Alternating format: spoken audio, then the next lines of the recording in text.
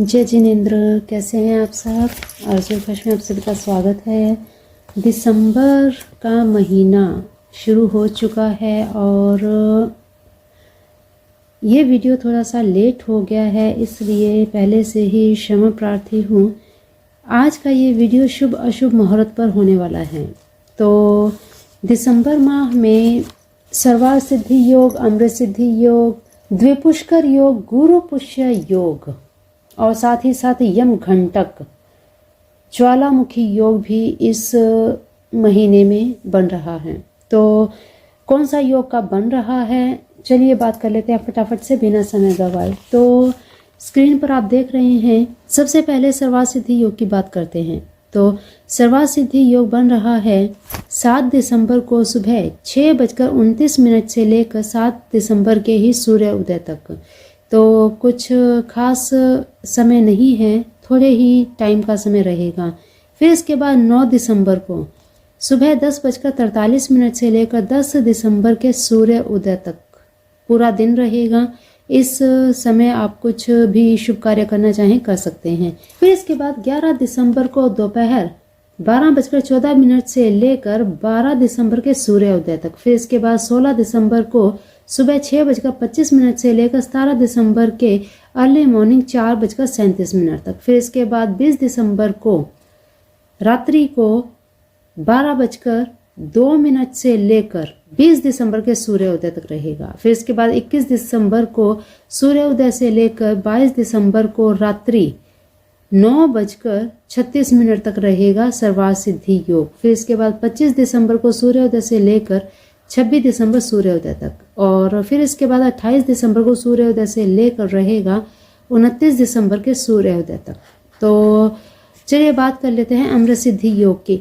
25 और 28 तारीख को सर्वार्थ सिद्धि योग है और अमृत सिद्धि योग भी बन रहा है। 25 दिसंबर को रात्रि 9:39 से लेकर 26 दिसंबर के सूर्योदय तक और 28 दिसंबर को रात को 1:05 से लेकर 29 दिसंबर के सूर्य उदय तक। तो केवल 2 ही बार अमृत सिद्धि योग बन रहा है दिसंबर माह में। फिर इसके बाद द्विपुष्कर योग बन रहा है 9 दिसंबर को। तो 9 दिसंबर आने ही वाली है सूर्योदय से लेकर 9 दिसंबर के सुबह 10:43 तक। तो द्विपुष्कर योग जब भी लगता है, इसमें जो भी कार्य करेंगे उसमें 2 गुना लाभ प्राप्त होता है। तो जिस भी कार्य को आप 2 गुनी इच्छा से चाहते हैं वही आप इसमें कार्य करें। फिर इसके बाद गुरु पुष्य योग, गुरु पुष्य योग पर एक अलग से भी वीडियो अपलोड किया जाएगा पूरी संपूर्ण जानकारी के साथ। फिलहाल यहाँ पे बता दें कि गुरु पुष्य योग 29 दिसंबर को लग रहा है रात्रि 1:05 अर्थात रात्रि को समझ रहे हैं आप कि 28 की रात्रि 1:05 पर शुरू होगा और 29 दिसंबर के सूर्य उदय तक। तो रात्रि में ही ये समय निकल जाएगा। आपको यहाँ पर थोड़ा ध्यान देना होगा कि रात्रि को कोई विशेष उपाय तो नहीं किया जा सकता। हाँ, गुरु पूजन किया जा सकता है, गुरु मंत्र किया जा सकता है और इसी के साथ साधना आप कोई करना चाहें तो ज़रूर करनी चाहिए, क्योंकि ये उत्तम समय होता है बहुत अपने गुरुदेव को प्रसन्न करने का, बृहस्पति देव को प्रसन्न करने का। तो इस समय में आप जाप ज़रूर कर सकते हैं, साधना कर सकते हैं। चलिए बात कर लेते हैं यम घंटक योग की। यम घंटक योग एक ऐसा योग है जिसमें सिद्धियां ही होती हैं, शुभ कार्य नहीं किए जाते।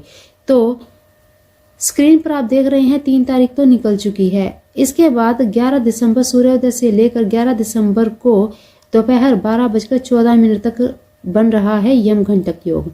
फिर इसके बाद 13 दिसंबर को सुबह 11:05 से लेकर 14 दिसंबर के सूर्योदय तक। फिर इसके बाद 26 दिसंबर को रात को 10:21 से लेकर 27 दिसंबर के सूर्योदय तक रहेगा यम घंटक योग। और फिर इसके बाद 31 दिसंबर को सूर्योदय से लेकर 1 जनवरी के सूर्य उदय तक। तो 31 दिसंबर का पूरा दिन यम घंटक योग रहेगा और 31 की रात्रि भी यम घंटक योग रहेगा। तो ज़रूर ध्यान रखिएगा। अब विशेष बात करते हैं ऐसे योग की जिसमें आपको भूल कर भी कोई ऐसा काम नहीं करना जो आप नहीं चाहते कि भाई वो आपका काम कभी पूरा ही ना हो। क्योंकि ज्वालामुखी योग, मैं ज्वालामुखी योग की बात कर रही हूँ। ज्वालामुखी योग में आप कोई भी कार्य करेंगे वो कभी भी पूरा नहीं होगा, कभी भी कहते हैं ना कि सिरे नहीं चढ़ेगा, कभी वो कंप्लीट होगा ही नहीं और उसमें कभी भी आपको अच्छे रिजल्ट्स नहीं मिलेंगे। तो इसलिए इसमें कोई भी काम ऐसा ना करें जैसे कोई निर्माण करना हो, कोई नई वस्तु खरीदनी हो, कोई नया इन्वेंशन अगर आप करना चाहते हैं तो बिल्कुल भी मत कीजिएगा। शादी विवाह तो खैर इसमें किए ही नहीं जाते, क्योंकि ज्वालामुखी ये समाप्ति का योग होता है, खत्म करने का योग होता है। तो इसमें केवल और केवल पूजा पाठ ही किए जाते हैं, बिल्कुल इसमें और कोई शुभ कार्य नहीं होता। ये योग बन रहा है 13 दिसंबर को सुबह 11:05 से लेकर 14 दिसंबर के अर्ली मॉर्निंग 3:10 तक।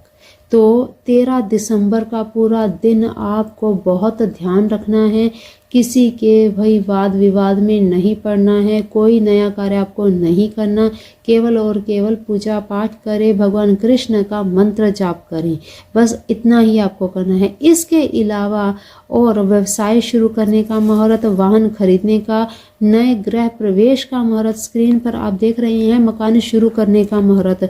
इसके अलावा आपको विशेष रूप से बता दें कि जब भी आप कोई नव निर्माण करना चाहें, व्यवसाय शुरू, व्यवहार, वाहन खरीदना चाहें, जो भी आप कार्य करना चाहें, एक बार अपने राशि के अनुसार आप जिस पर भी विश्वास करते हैं, कोई भी विश्वसनीय और ज्ञानी ब्राह्मण से अपनी कुंडली ज़रूर दिखा लें। क्योंकि जब भी कोई नव निर्माण किया जाता है, कोई नई वस्तु, बड़ी वस्तु जब खरीदी जाती है, तब कुंडली का विश्लेषण ज़रूर करवा लेना चाहिए, ताकि जो भी कार्य आप करने जा रहे हैं, जहाँ पर भी आप इन्वेस्ट करने जा रहे हैं, वो इन्वेस्टमेंट आपको फल दे, आपके लिए शुभ रहे। इसलिए ज़रूरी होता है एक बार ज़रूर अपनी कुंडली दिखा लें, फिर इसके बाद मुहूर्त निकलवाएं।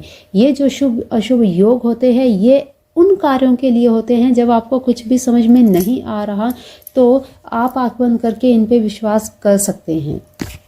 तो चलिए आज की वीडियो में इतना ही, मिलते हैं फिर ऐसे ही नई जानकारी में। तब तक के लिए अपना ध्यान रखिए, मस्त रहिए, स्वस्थ रहिए। हमारा 365 टैरोट चैनल ज़रूर विजिट कीजिए, वहाँ पर टैरोट ट्रेडिंग से रिगार्डिंग वीडियोस अपलोड होती रहती हैं। आपको भी अगर कोई भी गाइडेंस चाहिए, कोई भी आप चाहते हैं, आपको रीडिंग करवानी हो, अपने बारे में जानना हो, अगर आपकी डेट ऑफ बर्थ नहीं है, आपको नहीं पता कि आपकी डेट ऑफ बर्थ क्या है, सही टाइम क्या है, तो टैरोट कार्ड एक ऐसा बहुत ही विशेष रूप से एक ऐसा माध्यम है जो बिना डेट ऑफ बर्थ के भी आपके बारे में सब कुछ बता सकता है। आपको बहुत सटीक प्रेडिक्शन करता है टैरो कार्ड।